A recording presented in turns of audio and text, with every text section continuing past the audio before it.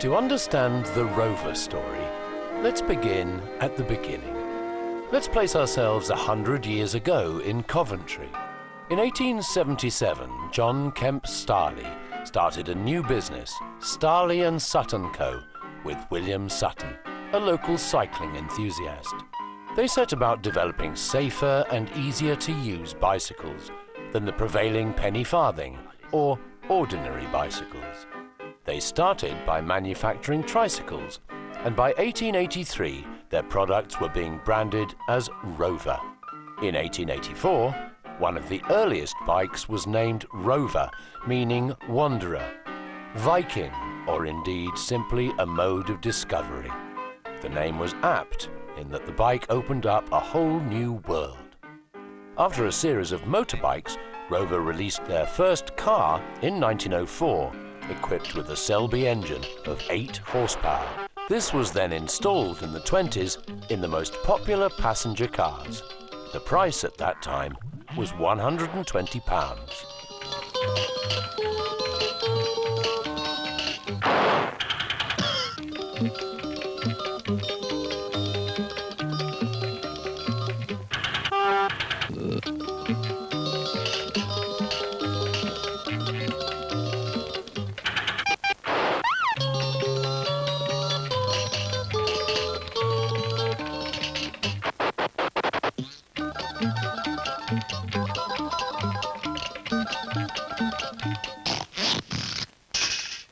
At the end of the First World War, the Rover 8 came onto the market. It was a vehicle designed to be a fun car to help get over the grim wartime period.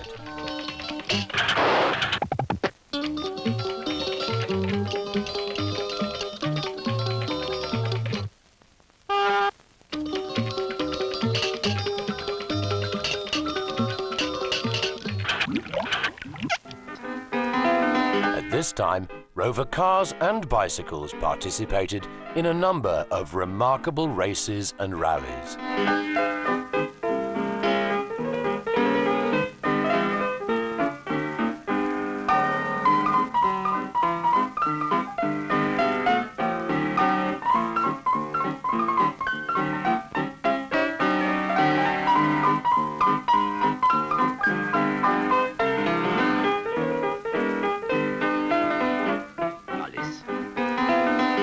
Rover enjoyed an enormous prestigious success with the Rover 6 in 1930. The Rover 6 ended the international race through France to the destination of Calais against the French Express with a lead of 20 minutes after 20 hours of racing. Because of leadership problems, uneconomical production, and last but not least, the Depression of 1925, the economic situation of Rover plummeted dramatically. There was a reversal in fortune in 1933, when Mr. Spencer Wilkes was named as Generator Director of Rover and initiated the period of Quality First, which Rover follows to this day.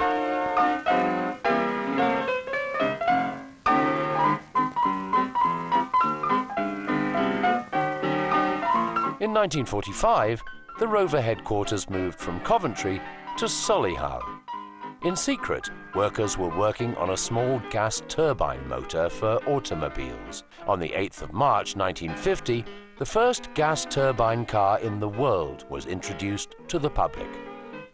The car was called the Jet and could reach speeds of 120 miles per hour, the equivalent of 250 kilometers per hour.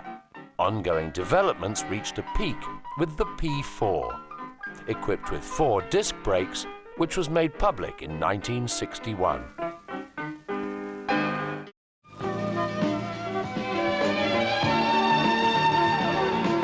Like most motor manufacturers, after the Second World War, Rover had to start again, building on developments from before the war. Behind locked doors, people were engaged in feverish new developments. So it was in February 1948 that the models 60 and 75 were introduced. These were the trailblazers for the models 90 and 105. which were redeveloped with continual improvements until May 1964.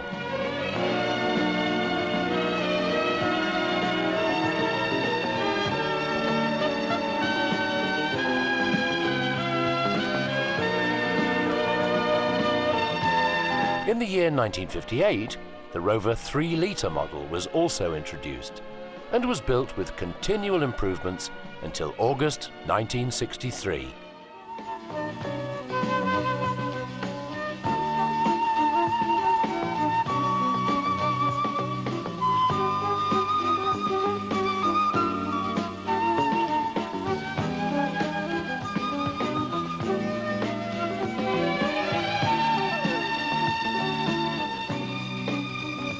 The development of the gas turbine was being constantly pushed forward. Rover BRM, with a gas turbine engine, successfully participated with 2 drivers in the 24-hour race in Le Mans. In 1963, this vehicle triumphed for the first time, with Graham Hill and Richie Ginther at the steering wheel, and reached an average speed of 105.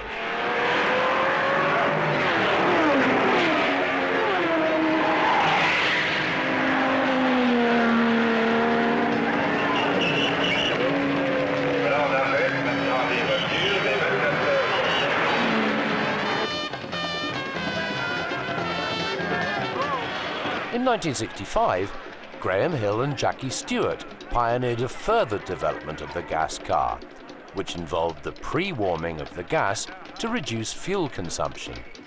Despite a few engine technical problems, the Rover team was once again successful and returned to Solihull as champions.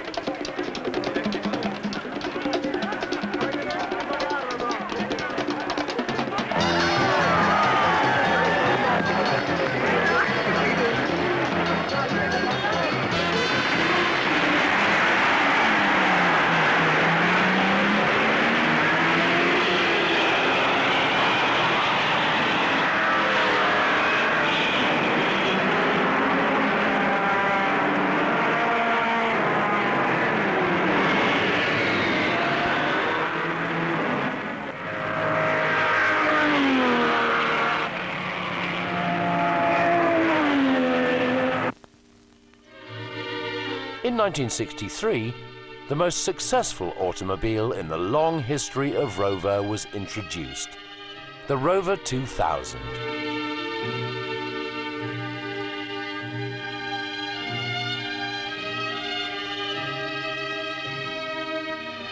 This vehicle took part on numerous occasions in the Monte Carlo Rally, although with no overall success, as it had to compete with the legendary Mini Cooper.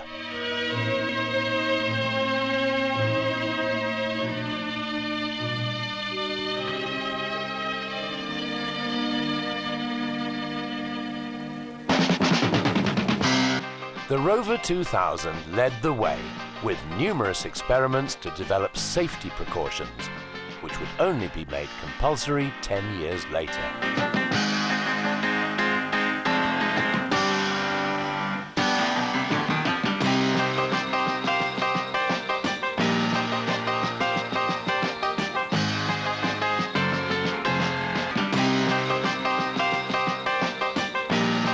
With this car, Rover set new standards of safety and security and won the prestigious gold medal for its high degree of inherent safety incorporated in design and construction.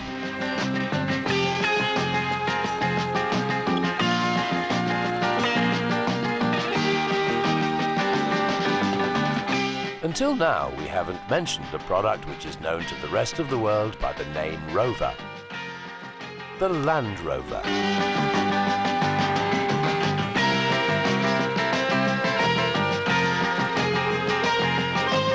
The Land Rover was introduced to the world in 1948 at the Automobile Show in Amsterdam.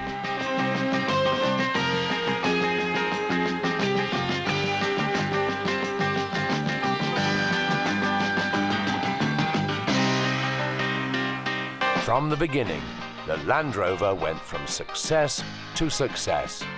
In 1959, 250,000 of them were produced. In 1966, this figure reached 500,000. The millionth Land Rover was produced in June 1976 at the Solihull factory. Rover had a desire to achieve something more, however. They set themselves a new goal: to combine the practicality of the 4x4 with the comfort and power of the Rover automobile. The result was the Range Rover.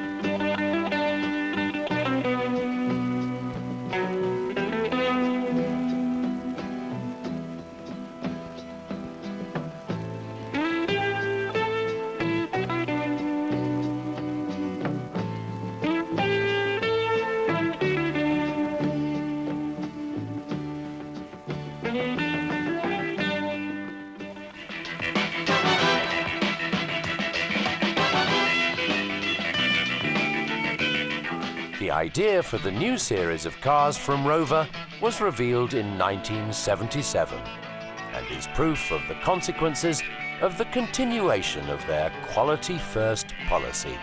With the Rover in 1933, Rover represented a milestone in the history of cars.